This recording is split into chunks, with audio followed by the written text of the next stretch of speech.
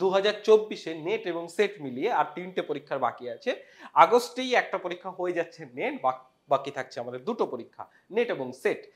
আগস্টে নেটের টার্গেট কি হওয়া উচিত সেটা নিয়ে আমি অলরেডি একটা ভিডিও করেছি, যেটা জুনের টার্গেট করেছিলাম, অর্থাৎ টার্গেট ফর জুন 2024 যে টার্গেটটা করেছিলাম ওটাই আসলে আগস্টের জন্য খেয়াল করে তোমরা পড়াশোনা করলেই হবে। এখন সেটের জন্য, অর্থাৎ যারা সেটকে বিশেষভাবে টার্গেট করেছো তাদের ক্ষেত্রে কি কাট অফ হতে পারে? দেখো সেট কিন্তু এখানে অনেকের ক্ষেত্রে একটা স্ট্রেংথ, হ্যাঁ, কারণ কি ধরো নেট পরীক্ষা দিচ্ছ, যখন সেট ক্র্যাক করে ফেলতে পারবে দেখবে একটা আলাদা জোর পাবে। সুতরাং সেট কিন্তু এই ক্ষেত্রে গুরুত্বপূর্ণ।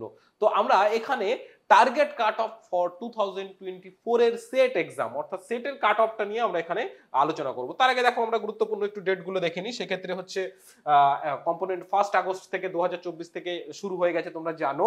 Last date for online application 31 August 2014। এটা চেষ্টা করবে এর আগে করে রাখার, কারণ লাস্টের দিকে সার্ভার একটু ডাউন হয়ে যায় বেশি চাপের জন্য।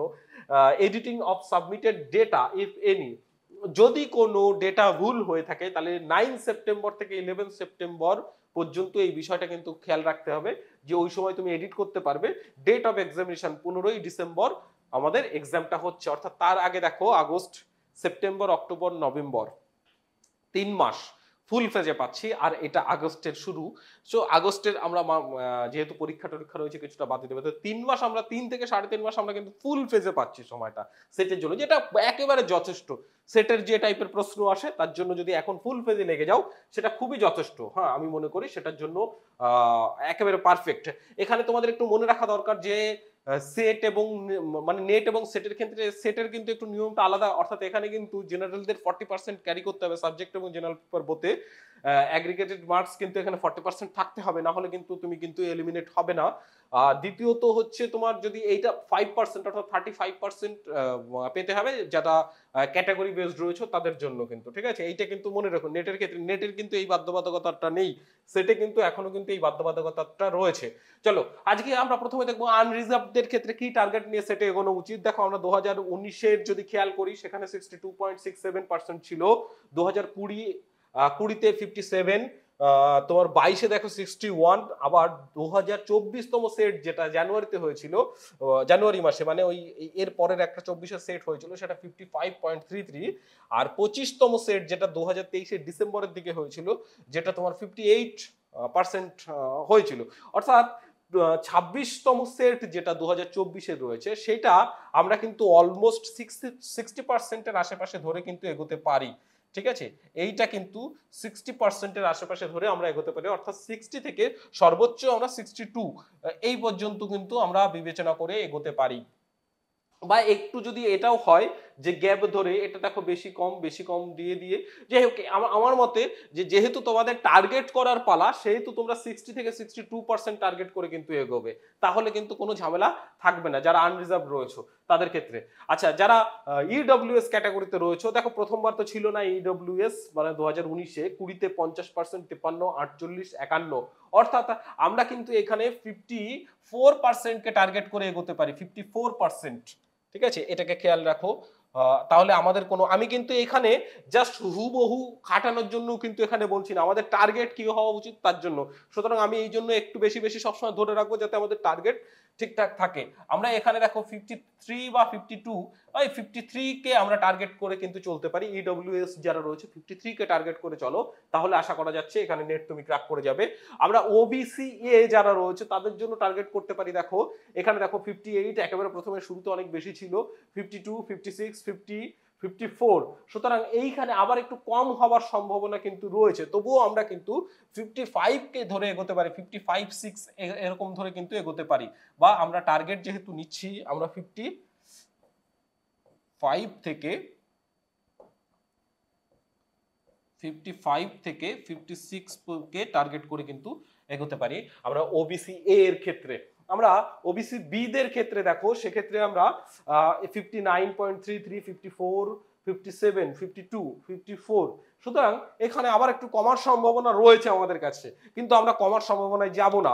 অর্থাৎ 52 এর আশেপাশে 53-তে আমাদের হয়ে যাওয়ার সম্ভাবনা রয়েছে, কিন্তু আমাদের টার্গেট নিতে হবে এখানে মিনিমাম 57 কে টার্গেট করব আমরা। এখানে 57% কে টার্গেট করলে কিন্তু এইখানে একটা হয়ে যাওয়ার সম্ভাবনা রয়েছে, অর্থাৎ খুব ভালোভাবে হয়ে যাওয়ার সম্ভাবনা রয়েছে। ঠিক আছে, তো আমরা একটু বেশি করেই ধরবো, এখানে 53 থেকে 57 এই পর্বটা থাকতে পারে। 53 থেকে 57 এই পর্বটা ওবিসি বি এর ক্ষেত্রে হয়ে যেতে পারে।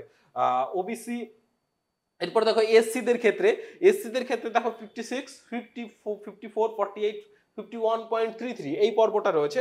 আমরা কিন্তু এখানে অবশ্যই 50 থেকে 54 এই সেগমেন্টটাকে খেয়াল করতে পারি। 50 থেকে 54% কে আমরা কিন্তু খেয়াল করে এগোতে পারি, কিন্তু এই জায়গাটা আমরা দেখব। অবশ্যই এখানে দেখো 52 এর আশেপাশে একটা সম্ভাবনা রয়েছে, 52 বা 53 এরকম একটা সম্ভাবনা রয়েছে। আমরা 54 কে টার্গেট করে বিশেষ করে এগোবো। 50 ধরতে হবে না, 54 কে ধরো, 54 ধরে এগো, তাহলে ভালো হবে। এসটি দের ক্ষেত্রে দেখো 49.553, 48, 41, 44 এক্ষেত্রে কিন্তু আমরা কিন্তু 42 থেকে তোমার 48 এইটা, অর্থাৎ তুমি 48 কে টার্গেট করে এগো। এসটি দের ক্ষেত্রে বলবো যে এসটি দের 48 কে টার্গেট করে এগো, তুমি 42 কে টার্গেট করো না। হতে পারে এইটা হয়তো 43 বা 44 এ গিয়ে হতে পারে, বা 41 এর কাছেও আসতে পারে। তো যাই হোক, কিন্তু আমরা টার্গেট করব 48, এটাকে খেয়াল রাখো। এসটি দের ক্ষেত্রে 48 টার্গেট থাকবে। পিডব্লিউডি যারা রয়েছে তাদের ক্ষেত্রে দেখো 46, 41, 45, 40, 42। তো এই ক্ষেত্রে কিন্তু আমরা টার্গেট করতে পারি অলমোস্ট 45, কিন্তু এখানে আমাদের টার্গেট থাকতে পারে 45% কে আমরা এখানে টার্গেট করলে পিডব্লিউডি কিন্তু একটা, যদিও পিডব্লিউডির ব্যাপারটা হচ্ছে অনেকগুলো ক্যাটাগরি থাকে, তো এই ক্যাটাগরি থাকার কারণে কিন্তু আমরা এই ক্ষেত্রে মিস করে যাই। মানে এখানে একটু ফ্লেক্সিবল হয়, নেটের ক্ষেত্রে বিশেষ করে এটা বেশি ফ্লেক্সিবল হয়, সেটাকে খেয়াল রাখবে। ওই জন্য 45 কে এখানে আমরা অ্যাপ্রক্সিমেটলি রাখতে পারি। ট্রান্সজেন্ডার যারা রয়েছে দেখো, আগেরবার ট্রান্সজেন্ডার কেউ ছিল না বলে আগেরবার এটা ক্যালকুলেট করা হয়নি। তো এটাও ফ্লেক্সিবল এই কারণেই হবে, কারণ কি ধরো ট্রান্সজেন্ডার হট করে দু একজন ঢুকেছে, সে খুব বেশি টেনেছে, তখন কিন্তু কাট অফটা বেড়ে যাবে। আবার যে একটু কমে যাবে, এই ক্ষেত্রে কিন্তু এই জায়গাটা একটা ফ্লেক্সিবল হওয়ার সম্ভাবনা রয়েছে, যেহেতু ক্যান্ডিডেট খুব বেশি থাকছে না। তো সেই কারণে এখানেও কিন্তু ওরকম 46 এর আশেপাশে ঘোরাঘুরি করবে। তো এইটা হলো ওভারঅল আমাদের যে সেট 26তম যে সেট হচ্ছে, সেই সেটের টার্গেট শিটটা। আশা করছি এই টার্গেট শিট তোমাদের ক্লিয়ার করে দেবে যে তোমরা কিভাবে প্রিপারেশন নেবে। ভালো করে খেয়াল করো, যার যে ক্যাটাগরিতে রয়েছে সেই ক্যাটাগরিতে তার টার্গেটটা কি রয়েছে, এই টার্গেটটা তুমি কিভাবে ক্যারি করবে। অর্থাৎ জেনারেল পেপারের ক্ষেত্রে তুমি কত টানবে, সাবজেক্ট পেপারের ক্ষেত্রে তুমি কত টানবে, এইটাকে ক্যালকুলেশন করো।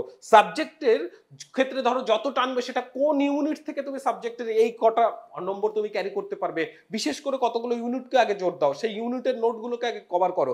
এরকম ভাবে সেটের ক্ষেত্রে অনেক ডিপে যাওয়ার খুব প্রয়োজন নেই, ওভারঅল একটা সুন্দরভাবে শেষ করো, দেখো পারবে। অর্থাৎ শুধু টেক্সট নোটকে কেন্দ্র করে পড়াশোনাটা চালিয়ে যাও, দেখবে যে সেটার ক্ষেত্রে টার্গেট শিটটা পূরণ হচ্ছে। চলো দেখা হচ্ছে পরের ভিডিওতে।